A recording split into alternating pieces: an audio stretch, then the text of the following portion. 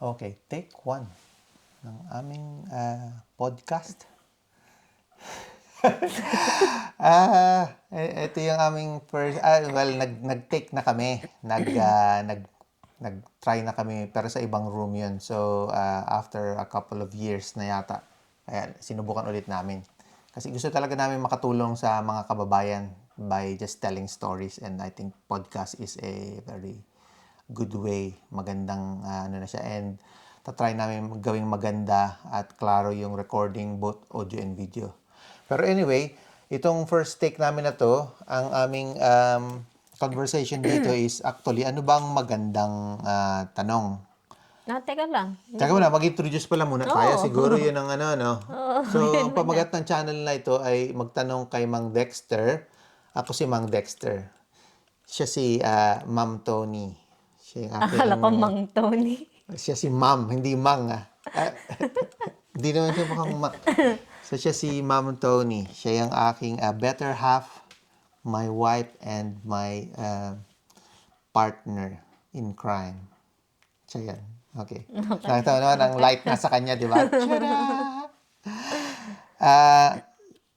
Yeah, so, I guess introduction ng una, no? Ang una nun ay introduction ng... Autobiography.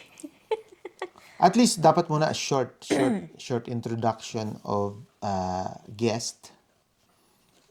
Ano sa palagay mo? Ang next na ano? Kailan nagsimula dito? Oo. Pero wala na ba introduction ng guest? Diretso na ba agad doon? So, About them. sila na. Ako, ito si Dexter. Ito yung introduction. Tapos sila na yung guest. Nagsasalita na sila about unang-una. Guess, syempre, papakilala mo yung guest mo. Sino muna sila? Who? When dumating, di ba? Dumating. When dumating sa Australia. Job, di ba? When dumating. Kung may family ba?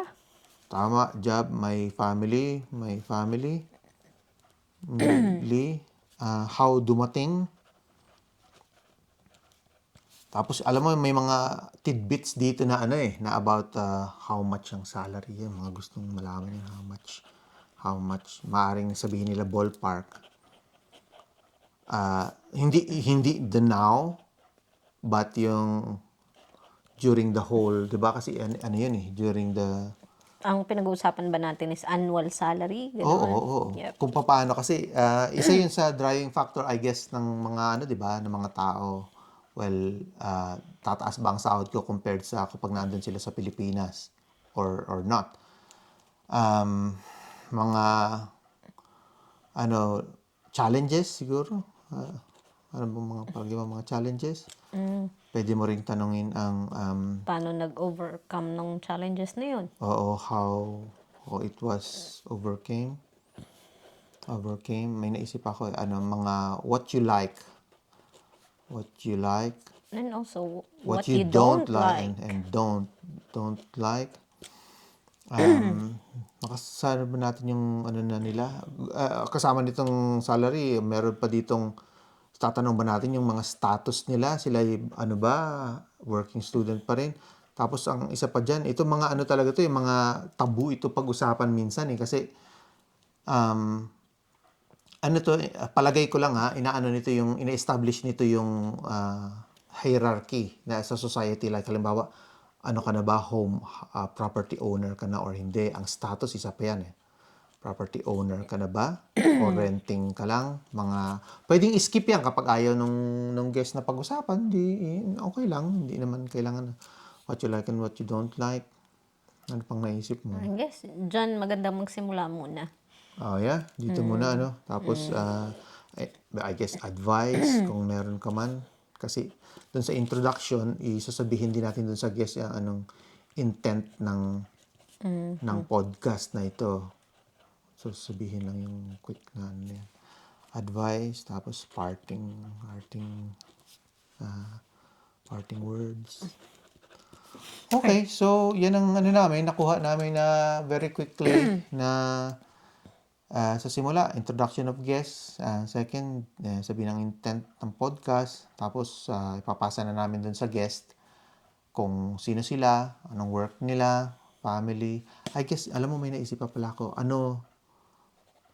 Ano ang past life before Australia, 'di ba? Galing ba sila ng Singapore sometimes, 'di ba? Australia. Or galing sila sa Pilipinas at ano ang ano nila doon? Ano ang hanap buhay nila? Negosyante ba sila? Okay, so with that, ikakat namin to tapos i-execute ko ito para kay Ma'am Tony. Kunyari siya muna yung first guest. Kunyari hindi ko siya kilala. Kunyari lang. Pero pwede mo na rin marami. Tapos pwede naman siya na ang maging ano rin naman namin, siya naman ang maging host tapos ako naman ang guest niya. So tingnan natin kung sino ang mas magaling. Kapag thumbs up niya yung marami sa kanya, siya ang mag-host. Pag thumbs up ako, dahil nakakainis ako, hindi siya ang magiging host. Or vice versa. Or siguro kapag halimbawa babae yung guest at mas ano siya mag-interview, mas kalmado at mas ano yung rapport nila, siya yung mag-interview kasi yan lang naman usually it's really just a conversation, di ba? Oo. Okay.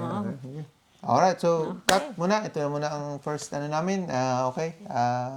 Okay, Catch see you you again on soon. the other side. Bye-bye. Okay, bye.